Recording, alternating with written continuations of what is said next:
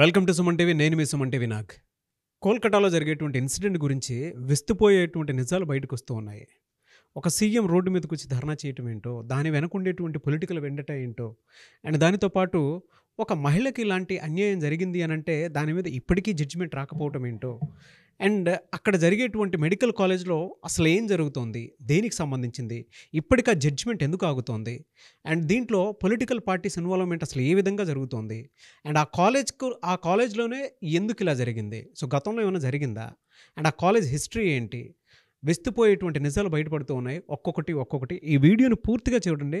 So ఆ కాలేజీలో జరుగుతున్నటువంటి నేర చరిత్ర ఏ విధంగా ఉంది గతంలో, అండ్ ఇప్పటికెందుకు బయటకు వస్తుంది అనేటువంటిది పూర్తిగా ఈ వీడియో చూసిన తర్వాత మీకు తెలుస్తుంది. సో దయచేసి ఈ వీడియోని పూర్తిగా చూడండి. అండ్ ఎవరైనా సరే ఇటువంటి కాలేజెస్ చూస్ చేసుకునేటప్పుడు 1-2 సార్లు మాత్రం ఆలోచించుకోండి. So coming to subject. Hello Ravindranath garu. Hi అండి నాగరాజ్ గారు. సార్, కాలేజ్లో నేర చరిత్ర అనేది గతంలో చాలా ఎక్కువగా ఉందని చెప్పేసి మనం విన్నాము. ఏంటి ఆ కాలేజ్ అంటే, కాలేజ్ బ్యాక్గ్రౌండ్ ఏంటి? నాగరాజ్ గారు, ఆర్జికర్ మెడికల్ కాలేజ్ ప్రధానంగా అందరి దృష్టిని ఆకర్షిస్తున్నటువంటి ఒక కాంట్రవర్షియల్ కాలేజ్ అయిపోయింది. అతి పురాతనమైన కాలేజ్ ఆర్జికర్ మెడికల్ కాలేజ్ అంటే గోవిందకర్ కాలేజ్. ఇది కలకత్తా మహానగరంలో. దాని జియోగ్రఫికల్ స్ట్రక్చర్ చెప్దాం. మధ్యలో హూగ్లీ నది ఉంటుంది, హౌరా బ్రిడ్జిగా దగ్గరలో ఉంటుంది. ఇక్కడ కలకత్తాలో ఈ ఆర్జికర్ మెడికల్ కాలేజ్ యొక్క సంగతులు ఏంటి, అసలు మెడికల్ కాలేజీలో గత చరిత్ర ఏంటి, ఏమేం జరిగాయి అని చెప్పుకునే ముందు కొంత నైసర్గిక స్వరూపం ఉంది. ముఖ్యంగా కలకత్తాలో ఒక రెడ్ లైట్ ఏరియా ఉంది. నేను నెగిటివ్ చెప్పడం కాదండి, ఇంపార్టెంట్ పాయింట్ చెప్తున్నా. దాన్ని సోనాగచ్చి అంటారు. ఈ సోనాగచ్చి అనేది హూగ్లీ నదికి రెఫ్లో ఉంటుంది. ఎగ్జాక్ట్లీ సోనాగచ్చి ప్రాంతానికి అంటే రెడ్ లైట్ ఏరియాకి 1.7 కిలోమీటర్స్లో ఉంటుంది ఈ ఆర్జికర్ మెడికల్ కాలేజ్. ఎందుకు నేను ఈ విషయాన్ని చెప్పాల్సి వస్తుందంటే, మెడికల్ కాలేజ్ ఉంది ఒక భూతల స్వర్గం అండి. అంటే భూతల స్వర్గం కాదు, ఒక కాంట్రవర్షియల్. ఇది అంటే ఏం జరుగుతుంది బయటకు రాదు. మిగిలిన ఇంజనీరింగ్ కాలేజెస్, మరో ఫార్మసీ కాలేజెస్ కాదు. మెడికల్ కాలేజ్ ఉంది ఒక కాంట్రవర్షియల్ ఇమేజ్లో ఉంటుంది ఎప్పుడు కూడా చట్టంలో. అందులోపల ఏం జరుగుతుంది, ఏ కాలేజీలో ఏం జరుగుతుంది బయటికి రాదు.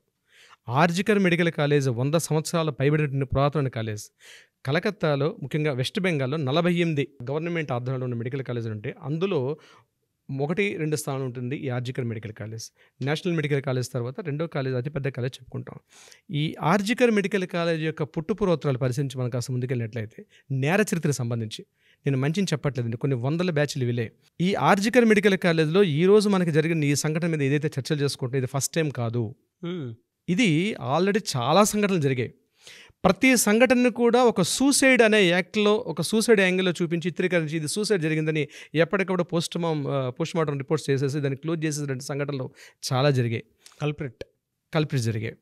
సో నేను అందులో కొన్ని ప్రధానంగా చెప్పగలుగుతాను, న్యూస్ మీడియాలో వచ్చేటువంటి న్యూస్లు చెప్తాను. ఫస్ట్ టైం 2001లో కూడా బయటపడింది. ఉమెన్స్ హాస్టల్, బాయ్స్ హాస్టల్ దగ్గరలో సౌమ్య బిశ్వాస్ అంటే ఒక అమ్మాయి విగత జీవురాలే పడింది అక్కడ. అది సూసైడ్ కేసుగా చిత్రీకరించి క్లోజ్ చేసేసారు ఆ కేసు. ఆ యొక్క చరిత్ర యొక్క డీటెయిల్స్లోకి వెళ్ళినట్లయితే, యాక్చువల్గా సౌమ్య బిశ్వాస్ అంది అక్కడ ఒక పోర్న్ రాకెట్ నడిచిందని, ఈ అమ్మాయి పోర్న్ రాకెట్ వ్యతిరేకంగా పోరాటం చేసిందని అప్పట్లో. సెక్స్ రాకెట్, పోర్న్ రాకెట్తో పాటు సెక్స్ రాకెట్ రెండు సిమిలర్గా దగ్గర పదాలు, టెర్మినాలజీ వేరే ఉంటుంది లీగల్గా.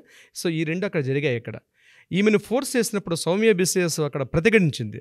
సో దీన్ని దృష్టిలో పెట్టుకొని అక్కడ ఆ కాలేజీలో ఈమెని అతి పాశవికంగా చంపేశారు. అప్పట్లో ఎంత సోషల్ మీడియా లేదు, ఈ సంఘటనలు లేవు. ఎగ్జాక్ట్లీ సౌమ్య బిశ్వాస్, మీరు ఒకసారి పాత హిస్టరీకి చూసినట్టయితే గూగుల్ చూస్తే కనిపిస్తుంది. సౌమ్య బిశ్వాస్ కేసు 2001లో ఫస్ట్ టైం ఇక్కడ బయటపడిన కేసు. ఎగైన్ మరలా 2007లో జరిగింది. ఒక ప్రొఫెసర్ డీకంపోజ్ చేయబడిన బాడీ, అది డమ్డమ్ అపార్ట్మెంట్ అని ఎగ్జాక్ట్లీ ఆర్జికర్ మెడికల్ అతి సమీపంలో ఉంటుంది. ప్రొఫెసర్కి ఇచ్చే నివాస గృహాలు అవి. అక్కడ ఉన్న ప్రొఫెసర్స్కి ఇచ్చిన నివాస గృహాలు డమ్డమ్ అపార్ట్మెంట్ అని, అపార్ట్మెంట్లో పూర్తిగా డీకంపోజ్ చేయబడిన ఒక బాడీ బయటపడింది. దాని మీద అప్పట్లో కొన్ని ఇష్యూస్ అయినాయి. ఏం జరిగిందో తెలియదు. ఆ ఇష్యూస్ని కూడా క్లోజ్ చేసేసారు ఆర్జికర్ మెడికల్ కాలేజ్ సిబ్బంది. అప్పుడు 2003లో నాగరాజ్ గారు ఇలాంటిదో మరో ఇష్యూ జరిగింది. ఒక హౌస్, అంటే అక్కడ ఉన్నటువంటి హౌస్ స్టాఫ్, అంటే సర్వీస్ అసిస్టెంట్ స్టాఫ్, ఆమె కూడా ఇక్కడ సూసైడ్ చేసుకొని జరిగిందని ఒక రిపోర్ట్ రాసి క్లోజ్ చేసేసారు పోలీసులు ఆ ఫైల్ కూడా. 2014లో ఒక ఇష్యూ జరిగింది. అదే ఇందాక చెప్పాను కదా, డీకంపోజ్ చేసిన ప్రొఫెసర్ ఒక కేసు. ఇప్పుడు జరుగుతున్న ఏదైతే మనం 24లో, అంటే ఇప్పుడు సోషల్ మీడియా బాగా డెవలప్ అవ్వడం వల్ల, ఇది లేకపోతే ఈ సోషల్ మీడియా ఈ హడావుడి బహుశా దీన్ని కూడా క్లోజ్ చేసేవారేమో పోలీసులు. ఫస్ట్ చెప్పిన పోలీసు రిపోర్ట్ వేరు, ఇప్పుడు జరుగుతున్న పోలీసు రిపోర్ట్ వేరు.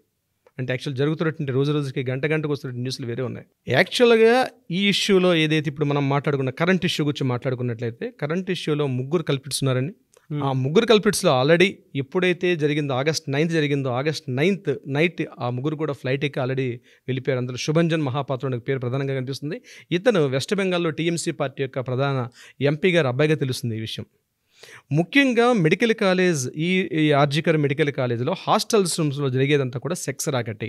క్లియర్గా చెప్పొచ్చు, పచ్చిగా మనం క్లియర్గా చెప్పొచ్చు. ఎందుకంటే న్యూస్ అలా వస్తుంది.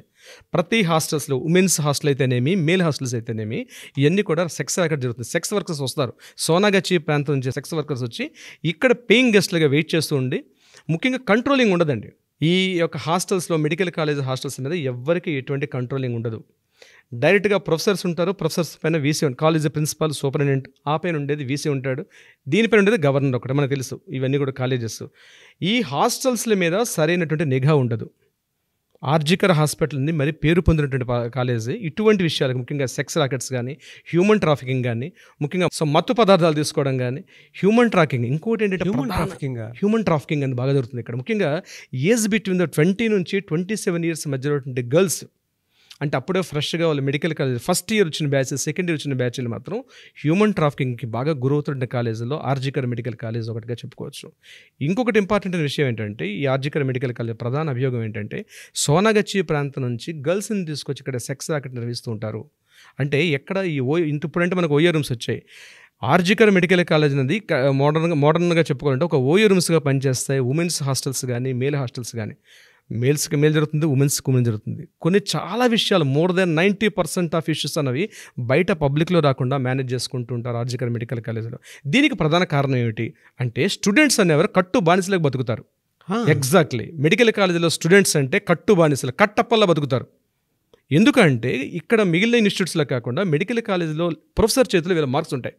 థియరీ ఉంటుంది, ప్రాక్టికల్ ఉంటుంది. థియరీ అనేది ఎన్ఎంసీ, నేషనల్ మెడికల్ కౌన్సిల్ ఆధ్వర్యంలో థియరీ పార్ట్ నడుస్తుంది, కానీ ప్రాక్టికల్స్ మొత్తం కూడా ప్రొఫెసర్ చేతిలో ఉంటాయి. సో ప్రొఫెసర్ అనేవాడు వీళ్ళ చేతిలో ఉంటాడు. ఏం చేయాలన్నా భయపడతారు, తమ కెరీర్ కోసం భయపడతారు. అక్కడ ముఖ్యంగా మేల్ని పక్కన పెడితే ఫిమేల్స్ భయపడతారు. పేరెంట్స్కి చెప్పుకోలేరు, ఫ్యామిలీ మెంబర్స్ చెప్పుకోలేరు, సొసైటీలో చెప్పుకోరు, సోషల్ మీడియాకి రావాలంటే భయం, తమ కెరీర్ ఎక్కడ పోతుందని చెప్పి. ఇది చాలా చోట్ల జరుగుతున్నప్పుడు కూడా ఆర్జికర్ మెడికల్ కాలేజ్ దీనికి మెయిన్ అడ్రస్ అయిపోయింది. ఈరోజు జరిగిన సంఘటన దృష్టి అయినా ఇప్పటికైనా అవేర్నెస్ రావాలి, మెడికల్ కాలేజ్ యొక్క సిస్టమ్స్ మారాలి. ఇక్కడ ప్రధానంగా ఈ మెడికల్ కాలేజీలో ఉన్నటువంటి ప్రిన్సిపాల్స్ని అపాయింట్ చేసే సిస్టమ్ అంతా కూడా గవర్నమెంట్ చేతిలో ఉంటుంది. Government medical college. సో ఇక్కడ ఆ రాజకీయానికి అనుకూలంగా, అంటే వీళ్ళ పాలిటిక్స్కి అనుగుణంగా ఉన్న కాలేజ్ వాళ్ళు అక్కడ మేనేజ్మెంట్లు పెడతారు. ఇప్పుడు ఏదైతే ఈ రోజు ఇన్సిడెంట్లో మనం చెప్పుకున్నటువంటి సంజయ్ ఘోష్, ఇతను కొత్తగా ఏం కాదు, ఇతని మీద కూడా చాలా నేర చరిత్ర ఉన్నది. గడిచిన ఇది ఆల్మోస్ట్ 8th year అదే కాలేజ్ ప్రిన్సిపాల్గా, సూపరింటెండెంట్గా పనిచేస్తున్నాడు. 8 years నుంచి పనిచేస్తున్నటువంటి సంజయ్ ఘోష్ కూడా చాలా నేర ప్రవృత్తి కలిగి ఉన్నాడు. హ్యూమన్ ట్రాఫికింగ్లో ఇప్పటికే 2 సార్లు ఈయన మీద FIR కూడా నమోదైంది. FIR నమోదైన వ్యక్తిని ఇప్పటికీ ఎలా కొనసాగిస్తున్నారు అనేది ప్రశ్నార్థకం. ఇది చెప్పాల్సిందే ఆ కాలేజ్ యొక్క మేనేజ్మెంట్ కావచ్చు, లేకపోతే వీసీ గవర్నర్స్ దీనికి సమాధానం చెప్పాలి. ఈ యూనివర్సిటీస్ అన్ని కూడా గవర్నర్స్ అండర్లో ఉంటాయి. అవును, ముఖ్యంగా తృణమూల కాంగ్రెస్ పార్టీ అంది ఒక పార్టీ కార్యకర్తగా పనిచేస్తున్నట్టుగా చెప్తారు ఇక్కడ ఇతను. అక్కడ ఏంటంటే ఈ ముఖ్యంగా ఈ ప్రాక్టికల్స్ ఎగ్జామ్స్ జరిగేటప్పుడు అఫీషియల్ ఫీజెస్ కాకుండా, ఈరోజు మనం ఏదైతే కల్పరేట్ మనం ఈ సంఘటనలో ఉన్నటువంటి బాధితుల గురించి మనం మాట్లాడితే, ఈ అమ్మాయి ఆడియో క్లిప్లో కూడా ఒక న్యూస్ చెప్పింది. ఇక్కడ మనకు ప్రాక్టికల్ ఎగ్జామ్స్తో they are asking more money, అంటే అఫీషియల్ రికార్డ్స్ కాకుండా అన్అఫీషియల్గా they are charging extra money అని చెప్తున్నారు అమ్మాయి. ఒక వీడియో క్లిప్ కూడా ఆడియో క్లిప్ కూడా బయటకు వచ్చింది. ఈ లంచగొండితనం అంటే ఎక్కువగా కరప్షన్, ఓవర్ కరప్షన్ ఉంది ఈ కాలేజీలో ఎక్కువగా ఉంది, ఆర్జికర్ మెడికల్ కాలేజీలో. ఇంకొకటి ప్రధాన విషయం, అవయవాల మార్పిడి, ఇంటర్నల్ హ్యూమన్ ఆర్గాన్స్ని ఇక్కడ ట్రాఫికింగ్ చేయడం ఉన్నది ఆర్జికర్ మెడికల్ కాలేజీ ప్రధానంగా ఉంది. అక్కడ నుంచి ఈ దేశం దాటి అటు పైగా ఉన్నటువంటి బంగ్లాదేశ్, బర్మా, ఇక్కడ నుంచి పై దేశాలకి ఇంటర్నల్ ఆర్గాన్స్ అన్నాయి, అంటే ఆర్గాన్స్ ఉన్నటువంటి ఆర్గాన్స్ ట్రాఫికింగ్ అంటారు, లీగల్ టెర్మినాలజీలో ఆర్గాన్స్ ట్రాఫికింగ్ అంటారు. ఇది ఎక్కువగా సప్లై అవుతుంది. చాలా మంది ఆర్జికర్ మెడికల్ కాలేజ్ శవాల దెబ్బలా ఉంది అది. మీరు యాక్చువల్గా మెడికల్ కాలేజ్ అన్నది ఏంటంటే, ఒక మెడికల్ కాలేజ్ ఎస్టాబ్లిష్ చేయాలంటే ఒక మెడికల్ హాస్పిటల్ ఉండాలి. ఫస్ట్ మెడికల్ హాస్పిటల్గా ఒక 3 years కంటిన్యూటీ ఉంటేనే మెడికల్ కాలేజ్ ఇస్తారు. మెడికల్ హాస్పిటల్ 3 years కంటిన్యూటీ ఉండాలి. దీనికి అనుసంధానంగా పనిచేస్తుంది. ఎందుకంటే ప్రాక్టికల్స్కి హాస్పిటల్కి వెళ్ళి వాళ్ళ థియరీ ప్రాక్టికల్స్ నేర్చుకుంటారు ఉద్దేశంతో. ఆర్జికర్ మెడికల్ కాలేజ్ ఎప్పటికే కాదు, 100 ఏళ్ల నుంచి చాలా ఇష్యూస్ జరుగుతున్నాయి. ఇప్పుడు ఈ సందర్భంలో ఏంటంటే మెడికల్ కాలేజీల యొక్క వ్యవస్థ మీద కూడా ప్రభుత్వం దృష్టి పెట్టాల్సిన ఆవశ్యకత ఉంది. ఇప్పటికైనా ఒక మెడికల్ కాలేజీలో పేరెంట్స్ తమ స్టూడెంట్స్ని జాయిన్ చేసేటప్పుడు ఆ మెడికల్ కాలేజ్ యొక్క ప్రీవియస్ హిస్టరీ ఏమిటి, అన్ఫార్చునేట్ అండి. ఒక ఒక దురదృష్టమైన సంఘటన మన సొసైటీ జరుగుతుంది ఏంటంటే, మన పిల్లల్ని ఎల్కేజీ నుంచి 10th క్లాస్లో జాయిన్ చేయాలంటే ఏ ప్రైవేట్ స్కూల్ బాగుంటుంది, లక్షల్లో ఫీజు చెల్లించి చేయిద్దాం అనుకుంటాం. కానీ వన్స్ నీట్ ఎగ్జామ్ రాసిన తర్వాత మెడికల్ కాలేజీలకు వెళ్ళాలంటే ఫస్ట్ ప్రయారిటీ మనం ప్రిఫర్ చేసేది మాత్రం గవర్నమెంట్ కాలేజెస్. అంటే ప్రభుత్వం ఎల్కేజీలని ఇంత first class, second class, third class, 10th class వరకు మనం చదివించలేదా? ఈ యొక్క సిస్టమ్ మారాలండి. ప్రభుత్వ వ్యవస్థ మారాలి, ఎడ్యుకేషన్ సిస్టమ్ మారాలి. విదేశాల్లోగా ఫ్రీ ఎడ్యుకేషన్ ఎప్పుడైతే పెట్టగలుగుతామో దాని మీద కూడా దానికి ఒక స్పెషల్ వింగ్ ఉండాలి, ఒక ప్రత్యేక వ్యవస్థ ఏర్పాటు చేయాలి, ప్రత్యేక చట్టాల యొక్క రూపకల్పన జరగాలి. అటువంటి సందర్భంలో విద్యా వ్యవస్థ బాగుంటుంది. ఆర్జేకర్ లాంటి వర్స్ట్ మెడికల్ కాలేజెస్ అన్నాయి. ఇప్పటికైనా కళ్ళు తెరిచి సర్దుకోకపోతే రాబోయే రోజుల్లో భారీ మూల్యం చెల్లించుకుంటాయి. బట్ మీరు చెప్పిన దాని ప్రకారం అయితే అండి, అంటే మెడికల్ కాలేజ్ని చూస్ చేసుకునేటప్పుడు డెఫినెట్గా దాని హిస్టరీ ఏంటనేటువంటి విషయం కూడా తెలుసుకోవాల్సినటువంటి బాధ్యత కూడా చాలా ఉంది.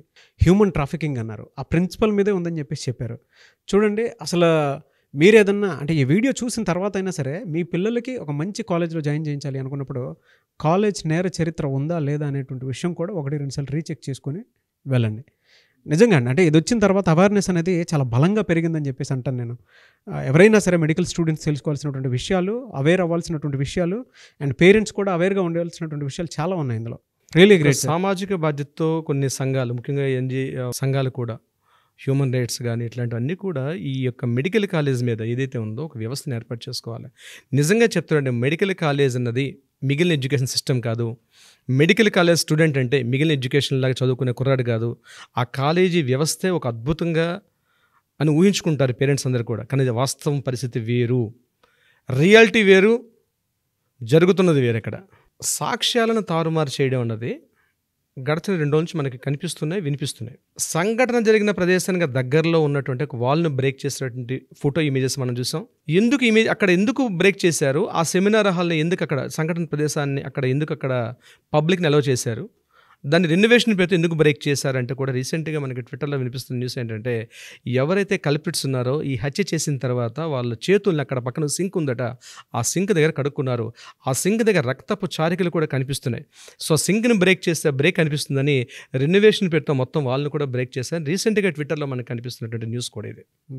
సో ఇదేంటంటే, ఈ కాలేజీలో జరిగిన ప్రతి సంఘటన అనుమానాస్పదం, సాక్ష్యాలను తారుమారు చేయడం అన్నది ప్రధానంగా ఏంటంటే సాక్ష్యాలను తారుమారు చేస్తున్నారు. దీంట్లో ఎంతోమంది రాజకీయ నాయకులు, ఎంతోమంది బ్యూరోక్రాట్స్, ప్రభుత్వ ఉద్యోగులు అందరూ కూడా ప్రధాన హస్తానిందులు చూపించి మొత్తం టాపిక్ని డైవర్ట్ చేసి ఒకే ఒక వ్యక్తి మీద మొత్తం తోసేస్తున్నారు. ఆ వ్యక్తే బాధితుడు, ఆ వ్యక్తే ఈరోజు మనకి దోషి, ఒక కల్పిట్గా కనిపిస్తున్నాడు. అతనే మనకి, ఆ వ్యక్తి పేరు సంజయ్ రాయ్. మొత్తం టాపిక్ని డైవర్ట్ చేసి సంజయ్ రాయ్ మీద నెట్టేశారు. కానీ వాస్తవ పరిస్థితులు మాత్రం వేరే విధంగా ఉన్నాయి. డెఫినెట్గా నాగరాజు గారు దీని మీద ఇంకా సిబిఐ కాదండి, నేనేమంటాను, సిబిఐలు, సిఐడీలు, ఎన్ని రకాల ప్రధాన వ్యవస్థలు ఉన్నాయో అందరూ కూడా దీనిలో ఇన్వాల్వ్ అయితేనే సత్వరం బాధితులుగా న్యాయం జరుగుతుంది. అదేవిధంగా కలకత్తాలో జరిగిన ఈరోజు ఈ సంఘటనకి ఒక ముఖ్యమంత్రి, సాక్షాత్తు సిట్టింగ్ ముఖ్యమంత్రి, వర్డ్ డిఫరెంట్ వర్డ్, ముఖ్యమంత్రి రోజు రోడ్డు మీదకి వచ్చి న్యాయం జరగాలి బాధితుడికి. ఆమె హోమ్ మినిస్టరు, ఆమె వైద్య ఆరోగ్య శాఖ మంత్రి, 2 పోస్టులు కాకుండా ఇంకో 2 పోస్టులు కూడా అదనంగా ఉన్నాయనుకుంటాను. తనే రోడ్డు మీదకి వచ్చి న్యాయం చేయాల్సిన వ్యక్తే న్యాయం చేయకుండా పోయి రోడ్డు మీదకి వచ్చి నిందితుడిని మేము వారం రోజుల్లోగా జరిగిపోవాలి, అతన్ని ఉరితీసేయాలి అంటే ఏం చేయాలనుకుంటుంది గవర్నమెంట్? అక్కడ కాలేజీలో జరుగుతున్న చాలా అవకతవకల్ని పులి స్టాప్ పెట్టేద్దామనే ప్రయత్నం చేస్తున్నటువంటి ఆ విషయం అర్థమవుతుంది. విషయం అది కాదు. విషయం ఏంటి, అక్కడ ఆర్జికర్ మెడికల్ కాలేజీలో చాలా అవకతవకలు, అవి కూడా బయటకు రావాల్సిన అవసరం ఉంది. ఇదే ఇష్యూ మీద ముఖ్యమంత్రిని కూడా వీలైతే మనం ఇంట్రాగేట్ చేయాల్సిన అవసరం ఉంది. అంతే కదా సార్, అంటే దాన్ని బట్టి అర్థం, వైద్య ఆరోగ్య శాఖ మంత్రిగా ఉన్నటువంటి తన హయాంలో జరిగింది కాబట్టి ఈవెన్ ముఖ్యమంత్రిని కూడా ఇంట్రాగేట్ చేయాలి. ఇందులో ఎవరెవరు బ్యూరోక్రాట్స్ ఉన్నారు, ఎవరెవరు గవర్నమెంట్ మెడికల్ ఆఫీసర్స్ ఉన్నారు, దీనికి సంబంధించిన టోటల్ వ్యవస్థను కూడా ఇంట్రాగేట్ చేయాలి. వీలైతే సిబిఐకి ఇచ్చారు కాబట్టి సిబిఐ కాదండి, సిబిఐ కన్నా పవర్ఫుల్ సుప్రీంకోర్టు సిట్టింగ్ జడ్జి తోటి దీనిని కానీ యొక్క విచారణ జరిపితే బాధితురాలు ఆ విషయంలోనే కాకుండా కాలేజీల యొక్క ప్రక్షాళన కూడా జరుగుతుందని నా ఉద్దేశం నాగరాజ్ గారు. ఇది జరగాలని మెడికల్ కాలేజెస్ ప్రక్షాళనకు అయితే చాలా జరుగుతాయండి. ఈ ఇన్సిడెంట్ నుంచి ఏ కాలేజీలో ఇవాళ ఈ వీడియో చూసిన తర్వాత తెలుగు రాష్ట్రాల్లో ఇలాంటి కాలేజెస్ ఏవేవి అయితే ఉన్నాయో అండ్ ఎవరెవరు ఏ విధంగా ఇబ్బంది పడుతున్నారో కింద కామెంట్ బాక్స్లో మాత్రం డెఫినెట్గా పోస్ట్ చేయండి. ప్రక్షాళన ఈ రోజు నుంచే మొదలయ్యేలాగా చూసుకుందాము. మన పిల్లల్ని మనమే కాపాడుకుందాము.